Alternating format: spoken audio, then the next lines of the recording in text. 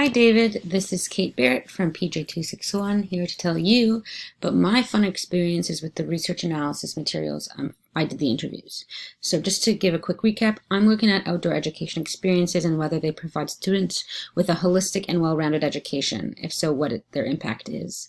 I'm looking at social emotional learning. I'm looking at sense of agency and citizenship and academic performances. So I'm looking at these ideas.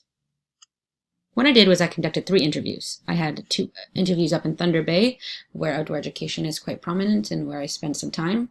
And I had an interview here in Toronto, all with outdoor educators, teachers, outdoor educators, etc. So what I did was I took my 3 interviews and I transcribed them. Boy, that was long, but it was fun.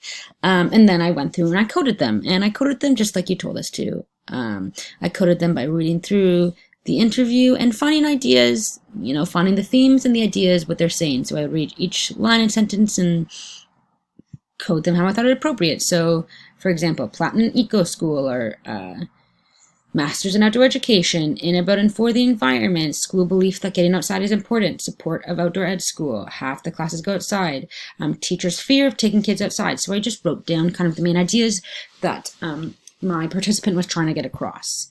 So as I read through it, the themes are developing as we go. Active living skills, social skills, have to take more time for more, let's see what it says. So for more social skills, have to take time for the more academic subject to teach social skills. You need social skills to be successful. You need to get along with other people. You have to sometimes click down because there wasn't enough room with all my codes. So I coded my 3 interviews, 1, 2, and 3. This is how I coded them. Meaningful, life outside the classroom allows kids to feel like they are a part of their learning and community involvement. Engage students, giving the students purpose. They are interested, more writing. So that's the way I coded. I took the paragraph, every answer, I kind of took it apart to see what they were trying to get across. I did that for all 3. For example, different types of student thrive outside, suits all kinds of learners, hands-on learning and allowing to experience things through a new lens, great for kids with excessive energy. So I took a bunch of ideas from these interviews. That's how I coded them. From there, I took all of the codes and I made an Excel sheet. So I had each interview a color and I just typed out all of the codes for each. As you can see here. So all of my codes in kind of a master document. I noticed that some codes were really reoccurring. Some codes kind of were a one-off. Some codes were really relevant. Some codes, weren't really that relevant because since I interacted so much with this material, since I transcribed it myself, and when I transcribed it, and then I read it through again to edit it, then I coded it, edited it to make sure, it hadn't been typoed because I was typing so fast. And then I went and I coded it, and then I went and read through it again to get all the codes on the Excel sheet. So by now, as you can imagine, I've really been interacting with this material, and I've started to develop ideas for themes, emerging themes, reoccurring themes, themes that really stood out to me, things that I thought were really important, ideas that were mentioned in all 3 interviews. And then, they were reading some of my codes. I'm like, okay, this isn't that useful for me right now. So looking at, say, orienteering and GPS use, great. Hard skills were important. When I went to go organize my themes, it wasn't an emerging theme. So what I did from here, instead of making a new master list to remove all of the codes that weren't relevant to me, I decided to get a bit more hands-on because of outdoor learning, experiential learning. Just kidding.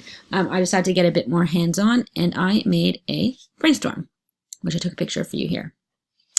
Here, what I did was I read through all the codes from the first interview, the second interview, and then the third interview, and I started this brainstorm, and it all just kind of came together. So words that are squared around are emerging themes. Obviously, I didn't use all of them, but this was kind of where I started. Then I'd start writing codes in these areas of the paper that were sort of themes. So here's where I write my barriers, and here's where I write about my community involvement and environmental awareness. And I added codes here that stuck out to me that I fit into these emerging themes, and I could group them all together. So sometimes I'd put the codes in areas, and then the theme came later. So here, for example, I actually don't even have a theme here right now that ended up turning to be something else. But I would write down a bunch of codes and areas because, so for example, I knew barriers was a thing we talked about a lot. So I wrote that and then I wrote the barriers there. But some things came up as we went. So Indigenous connections came up as we went. Students as change makers came up as I went. Relationship building came up as I went. So some things were more obvious to me throughout the interviews. Some things came up the more I interacted with the codes. So here's where I wrote down and kind of compiled the codes that stuck out to me that were the most reoccurring and impactful. And this was my rough draft of trying to organize where these codes could go. From here, I moved down and I made a more organized version of this. So I kind of grouped the themes that I thought were meaningful, and I wrote codes under them that went with it. And I have 6 of those. So I talk about relationship building, connections and community, barriers and challenges, environmental connections, meaningful learning, personal growth, and academic success. So here's kind of how I organized the main thoughts that emerged to me and the codes that went with this that made me get to there. From there, I went to go work on my theme building. I ended up with 6 themes. Like I mentioned, I looked at how outdoor experience, students who partake in outdoor education experience learning that is much more meaningful. When students are involved in outdoor education, their environmental awareness increases. Students who are exposed to outdoor learning often experience immense development in their personal growth. Outdoor education programs can lead to an increased academic performance among students. When students have the opportunity to learn outside, they build stronger relationships, connections, and have an increased sense of community. And lastly, I looked at the significant challenges and barriers to implementing outdoor education programs. That's the theme. I'll tell you about 2 of my themes and how I got there. Let's look at organizing theme 3. Students who are exposed to outdoor learning often experience immense development in their personal growth. That is what I inferred from the statements I got from my participants. So from my participants, I saw that outdoor education leads to increased mental health, self-awareness, independence, self-esteem, confidence. As I was seeing these ideas, I'm like, okay, what does that mean? Am I looking at social skills? Am I looking at self-awareness? Am I looking at social emotional learning? What am I doing here? And I then saw that participants believe that outdoor learning teaches teamwork, conflict resolution, that participants who often learn in an outdoor setting are more aware of the kind of learner they are. They're aware of their strengths and weaknesses, as well as an increased sense of physical health and activity and physical literacy. So when I grouped all those together, as I was trying to, these are all the codes I've put together that kind of meshed well together, and I'm like, how do I label this? Then the more I thought about it, I realized I think it's letting these outdoor experiences are allowing students to grow as individuals. Okay, as comprehensive individuals. How can I title that? So then I came to students who are exposed to outdoor learning often experience immense development in their personal growth. Because what I found was through all the coding and my interacting with my participants and from my interviews, I found a lot of themes that showed that the student was growing as an individual and there was a lot of personal growth. And that's how I got to my organizing theme number 3. I found these basic themes. I grouped them together. I thought it through. I maybe played with some codes and put them in different areas. I ended up with this group together. And then from these codes, I said, yes, students are growing. They have personal, individual growth. Another example, let's go to my first theme. Students who partake in outdoor education experience learning that is much more meaningful and purposeful. So here, what I did was, again, I organized some of my codes and I grouped them together. You can actually see, let's see here.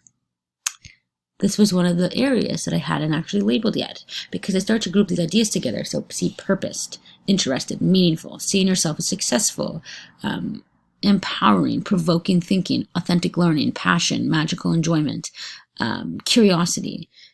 I hadn't labeled that yet. So I grouped together these themes that I thought were relevant. And again, I led to increased enjoyment, engagement. A basic theme is that the participants believe that the students experience increased enjoyment, engagement, interest, curiosity, that their learning is deep thinking, provokes deep thinking, is more genuine and authentic. This hands-on Learning beyond the confinements of the classroom as experiential and involves real life experiences, and that's relatable, and that the student is the center of the learning, which gives them the opportunity to become the educators and as well as allows them to see themselves as successful.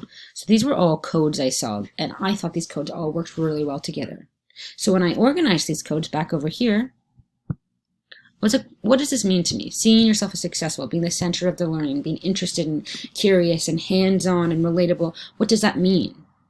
And to me, it means that this learning, this outdoor learning, becomes much more meaningful and much more purposeful. And when students learn outside, it's much more relatable and impactful than learning that happens in the classroom. So from these codes here, from grouping these codes and putting these ideas together from my interviews, I inferred that this kind of learning becomes a lot more meaningful and gives the students a lot of purpose. So that's how I did my themes. Those were 2 examples of my 6 themes, but that's how I got there. I grouped codes. I started to find commonalities between them, trying to figure out where they went, and then I was able to infer what that meant from what my participants were saying, what I was getting from the interviews. Moving forward, I'm going to be using these 6 themes to dive back into my main research question and my subsidiary questions, which will be our next big project, which I am really excited to do. But I really felt like I had a great experience interacting with these interviews and interacting with my participants and coding them and doing these themes, because now I've really engaged with this work and I really feel like I'm becoming an expert in it, and I've really been thinking a lot about it, and these themes have become important to me and have really emerged from this type of research, and even thinking about my literature review and relating to the literature I've read, and it's been a really profound experience for me.